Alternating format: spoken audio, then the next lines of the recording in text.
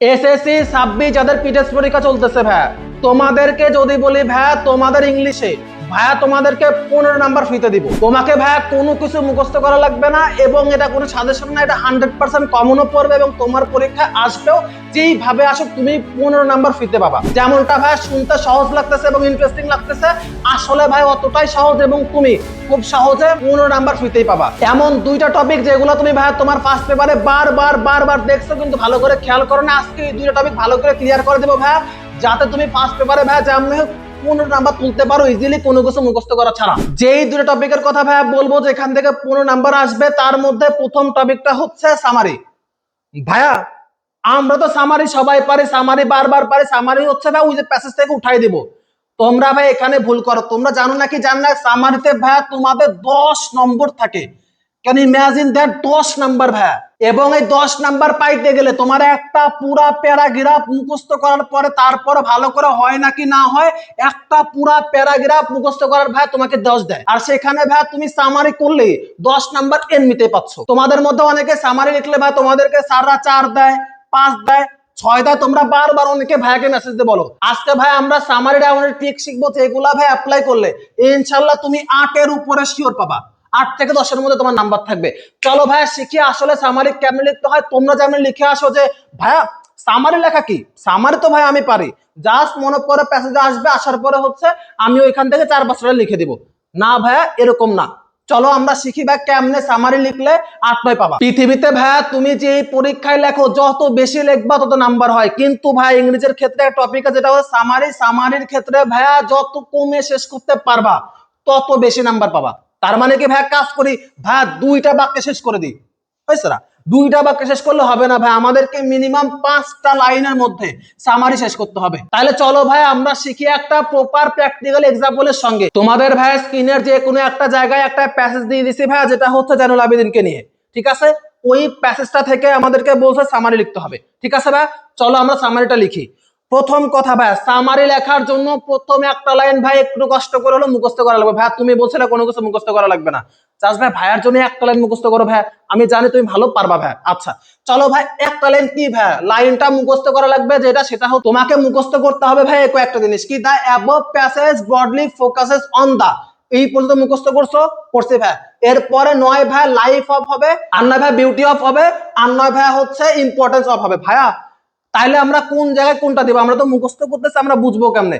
চলো এখনই বুঝাই। তাহলে আমাদের প্রথম লাইন বলতেছে যে উপরের প্যাসেজটা বিস্তারিত ভাবে ফোকাস করতেছে হচ্ছে কারো জীবনের উপরে, আর নয় কোনো জায়গার সৌন্দর্যের উপরে, আর নয় ভাই কোনো কিছুর গুরুত্বের উপরে, ঠিক আছে ভাই? যদি কোনো প্যাসেজ মানুষের জীবন সম্পর্কে বলে, ধরো এখানে জয়নুল আবেদিনের কথা বলতে পারে হচ্ছে ভাইয়া প্রীতিলতা, বলতে পারে যে কারো জীবন নিয়ে বললে, তুমি জাস্ট আগেরটুকু মুখস্থ করার পরে ভাই তুমি দিয়ে দিবা হচ্ছে ভাই এখানে হচ্ছে লাইফ অফ। কারো জীবন নিয়ে বললে, কোনো ব্যক্তির জীবন নিয়ে বললে ভাই আমরা দিব লাইফ অফ, ঠিক আছে ভাই? আচ্ছা ভাই সব সময় যে ব্যক্তির জীবন আসবে এমন কোনো কথা আছে? মাঝখানে তো ভাই এমনও হইতে পারে কোনো জায়গার কথা বলছে, তাহলে এক কাজ করো ভাই ওই জায়গার সৌন্দর্য বুঝাইলে দিয়ে দাও হচ্ছে বিউটি অফ।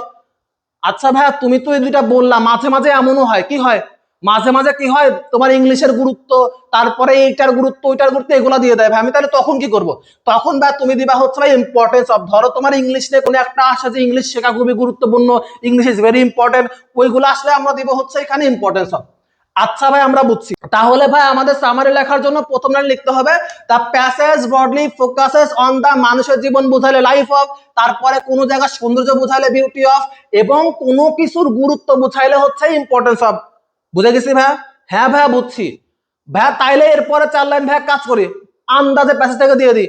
না ভাই ভুল করবো না, এখানে তোমরা অনেকে ভুল করো, কিন্তু ভাই আমরা এইটাই করব, প্যাসেজ থেকেই তুলবো, কিন্তু ভাই একটু বুদ্ধি খাটায় এমন ভাবে তুলবো যেন নাম্বারটা বেশি আসে, ঠিক আছে? চলো এর পরের লাইন ভাই আমাদের এমন লাইন হইতে হবে যে লাইনে ওই প্যাসেজের যে মূল ব্যক্তিটা আছে, ওই বা যে জায়গাটা আছে বা যে বিষয়টা আছে, ওই বিষয়টা একবার তুলে ধরে। মানে খেয়াল করো ভাই, ধরো আমরা যে প্যাসেজটা পড়তেছি এইখানে কার বিষয়ে কথা বলা হচ্ছে, এইখানে ভাই জয়নুল আবেদিনের কথা বলা হচ্ছে, এবং এর জন্য আমরা এখানে দিব হচ্ছে লাইফ অফ জয়নুল আবেদিন, ঠিক আছে? এরপরে ভাই এই প্যাসেজ থেকে খুঁজে বের করবো যে এমন একটা লাইন যেটা ভাই জয়নুল আবেদিনকে হচ্ছে একবারে চেনা যায় ওই বাক্যের মাধ্যমে। তাহলে আমি কি দিব ভাই, এইখানে ধরো প্যাসেজের মধ্যে নাই, বাট যদি থাকতো অন্য একটা প্যাসেজ, আমরা কি করতাম জানো ভাই, আমরা দিতাম হচ্ছে হি ওয়াজ দা পিওনিয়ার অফ, এরকম একটা লাইন তোমাদের প্যাসেজে আছে। কিন্তু ভাই খেয়াল করো আমাদের এই প্যাসেজে এমন কোনো লাইন নাই যে লাইনে হচ্ছে বুঝাচ্ছে যে আসলে ওই ব্যক্তিটার বিখ্যাত হওয়ার কারণ কি, নাই। ঠিক আছে, তাইলে বুঝাইছে ও যদি না থাকে ভাই তাহলে আমরা প্রথমে দিব সে আসলে জন্মগ্রহণ করছে কোথায়। তাইলে তো ভাই আগের মতোই হইলো, তুমি এক্সট্রা কি বললা। আমি একটা কাজ একটা জিনিস তোমাদেরকে বোঝাই, ভালো করে খেয়াল করো ভাই। প্রথম যে লাইনটা আছে ওই লাইনে কি বলা আছে জানো, বলা আছে জাইনুল আবেদিন শুরু করছে। আমি এখানে জয়নুল আবেদিনের বদলে হি দিছি। কেন ভাই, কারণ এর আগে জয়নুল আবেদিন ছিল, এখানে জয়নুল আবেদিন দিলে জিনিসটা দেখতে সুন্দরও লাগে না এবং তুমি নাম্বারও কম পাবা। ঠিক আছে, হি দিছি, এটা ভাই খুবই স্বাভাবিক, আমরাও পারো ভাই, গুড। এরপরে হচ্ছে ভাই হি দেওয়ার পরে এখন খেয়াল করো এখানে দেখো ভাই হি ওয়াজ বর্ন, আমি তো তাই দিছি ভাই। কিন্তু খেয়াল করো এইখানে কিন্তু প্যাসেজ আছে কি, প্যাসেজ আছে হচ্ছে ভাই he was born at village in Kishoreganj in এত তারিখে। আমি উল্টায় দিছি, কেমনে ভাই, আমি বলছি কি হি ওয়াজ বর্ন ইন 1994, ঠিক আছে, এট এ ভিলেজ ইন কিশোরগঞ্জ। আমি জাস্ট লাইনটাকে উল্টায় দিছি, মানে আগে জন্মের সালটা দিছি, পরে বলছি কোনখানে জন্মগ্রহণ করছে। তাইলে ভাই কি হলো, তাইলে তোমার প্যাসেজ থেকে জিনিসটা আলাদা হলো এবং দেখতে টিচারের কাছে একটু অন্যরকম লাগবে। বাকি সবগুলা দেখবে যে আগে হচ্ছে ভাই ভিলেজের কথা আছে, তারপরে ভাই সালের কথা আছে। এখন তুমি একটা কাজ করছো, কি করছো ভাই, তুমি আগে সাল দিছো, পরে হচ্ছে ভাই জায়গার নাম দিছো। সো তোমার খাতাটা একটু হলেও ইউনিক হয়েছে ভাই এবং তোমার নাম্বার একটু হলেও বাড়বে। ঠিক আছে ভাই, বুঝছি। এর পরের লাইনগুলা কি করবো ভাই, যদি ভাই কোনো মানুষ বোঝায়, মানুষ হইলে এরপরে ভাই খেয়াল করো জন্মের পরে সবচাইতে গুরুত্বপূর্ণ বিষয় ওর শিক্ষাগত যোগ্যতার ভাই সবচাইতে বড় কি করছিল। এখানে জাইনুল আবেদিনের মধ্যে খেয়াল করো ভাই উনার সবচাইতে বড় কৃতিত্ব কি ছিল, সবচাইতে বড় শিক্ষাগত যোগ্যতা ছিল হচ্ছে ভাই সে হচ্ছে কি করছিল জানো ভাই, সে হচ্ছে যখন 19 বছর বয়স ছিল তখন ভাই হচ্ছে সে কলকাতা গভর্নমেন্ট আর্ট কলেজে ভর্তি হয়েছিল।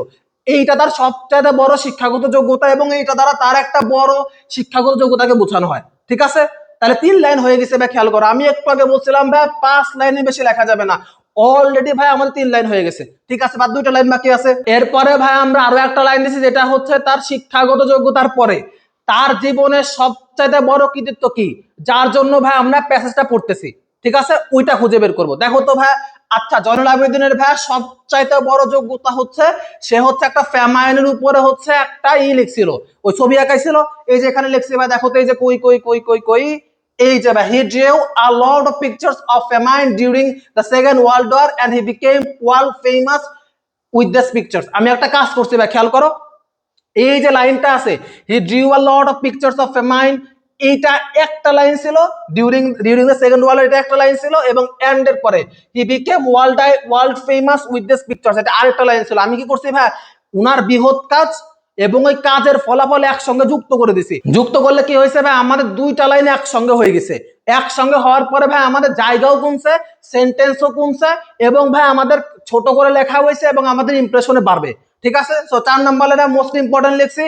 এই ভাই প্রথম লাইনে এই লাইন লেখার পরে তারপরের লাইন যেটাকে ডিফাইন করবে ওই জায়গাটাকে ওই মানুষটাকে, সেটা লেখার পরে ভাই তারপর শিক্ষাগত যোগ্যতা সবচেয়ে বড়টা লেখার পরে ভাই লাস্টে একটা ইম্পর্টেন্ট লাইন লিখবো। ঠিক আছে, লাস্টে ভাই 4 নম্বর লাইনের পরে শেষে এসে কত সালে মৃত্যুবরণ করছে যদি লিখো, এটা লিখলেও হবে। বাট একটা জিনিস লিখতে পারো ভাই, কি যে তার জীবনের শ্রেষ্ঠ কৃতিত্ব কি, বা ধরো সে জীবনের শ্রেষ্ঠ পুরস্কার কি পাইছিল। ধরো সে হচ্ছে যে হয়েছিল আমাদের যে জয়নুল আবেদিন আছে উনি কি হয়েছিল, he became the national professor of Bangladesh in 1974 from Dhaka university. মানে সে মৃত্যুর আগে সবচেয়ে গুরুত্বপূর্ণ কি ছিল ভাই, সে হচ্ছে জাতীয় প্রফেসর হয়েছিল ঢাকা ইউনিভার্সিটি থেকে। ঠিক আছে, তারপরে আমরা বলছি যে সে মৃত্যুবরণ করছে and died and this great artist died in 1976 in Dhaka. So এইভাবে ভাই তোমরা সামারি লিখতে পারো। কেন লিখবো ভাই, আবার চলো হালকা করে রিভাইজ করি। আমরা একটা কাজ করব, প্রথমে মুখস্থ লাইনটা লিখবো, লিখছি ভাই, এবং লেখার পরে আমাদেরকে লিখতে হবে হচ্ছে যদি কোনো মানুষের জীবন বোঝায় ভাই তাহলে লাইফ অফ দিব, যদি কোনো জায়গার সৌন্দর্য বোঝায় তাহলে বিউটি অফ, যদি কোনো জায়গার গুরুত্বপূর্ণ বোঝায় তাহলে ভাই হচ্ছে আমরা ইম্পর্টেন্স অফ দিব। ঠিক আছে, তারপরে তার সবচেয়ে ইম্পর্টেন্ট লাইন যেটা তারা বুঝায়, বা যদি এরকম কোনো কিছু না থাকে ভাই, না কোনো কিছু পাও, তাহলে জন্মগ্রহণ করছিল কবে এটা দিয়ে দাও। ঠিক আছে, তারপরে ভাই আমরা ইম্পর্টেন্ট লাইন উঠাবো, বাট সম্পূর্ণটা উঠাবো না ভাই, একটু একটু করে চেঞ্জ করব। একটু চেঞ্জ করতে পারো নাম্বার বাড়বে। এরপরে ভাই একদম শেষে সে মৃত্যুবরণ করছিল কবে, তাইলে দেখবে ইনশাল্লাহ ভালো একটা সামারি হবে। 5 ফুল স্টপের বেশি ভাই দিবা না। ঠিক আছে, তাইলে দেখবা ভাই তোমার এমনিতে নাম্বার বেশি আসে। তাইলে ভাই এইখানে তোমার 10 থেকে এইভাবে লিখলে ইনশাল্লাহ ভাই তুমি 8 থেকে 10-এর মধ্যে নাম্বার পাবা। যেখানে ভাই তোমার হচ্ছে প্যারাগ্রাফ অনেকগুলা মুখস্থ করার পরে হচ্ছে তুমি 10 নাম্বারের কাছাকাছি পাও, 7-8 পাও, এখানে ভাই সামারি ভালো করে পড়লেই 8 থেকে 10 পাবা। ঠিক আছে ভাই, তো সামারি থাকলো। এরপরে ভাই তোমাদের বলছিলাম আরো 5 নম্বরের কথা। ওইটা কি? ওইটা হচ্ছে ভাই তোমাদের একটা ইনফরমেশন টেবিল আছে। ইনফরমেশন টেবিল কি ভাই? ওইখানে একখানে লেখা থাকে ভাই ইভেন্ট, আর এখানে লেখা থাকে হচ্ছে ভাই যে ওই ইভেন্টটা কি হয়েছিল। ওইখানে 5 নম্বর আছে, তোমার কিচ্ছু করা লাগবে না। ওইখান থেকে খালি ডেট বসায় বসায় বসায় বসায় প্যাসেজে খুঁজে বের করে লিখবা। এখানে কোনো মুখস্থ করার কিছু নাই এবং ই করার কিছু নাই। যদি ভাই তোমরা ইনফরমেশন টেবিলের ভিডিও চাও যে ভাই ওইখানে কেমনে 5 নাম্বার শিওর পাবো, তাহলে কমেন্ট করো, ইনশাল্লাহ ভাই আমরা ওই ভিডিও দিয়ে দিব। সো ভাই আমনে সামারি করো, দেখবা ভাই নাম্বারও বেশি পাবে এবং পরীক্ষা একটা ভালো রেজাল্ট হবে। এবং 10টা নাম্বার না পাইলেও ভাই 8 থেকে 10-এর মধ্যে নাম্বার থাকবে। তো আজকের ভিডিও এই পর্যন্তই ভাই, আল্লাহ হাফেজ।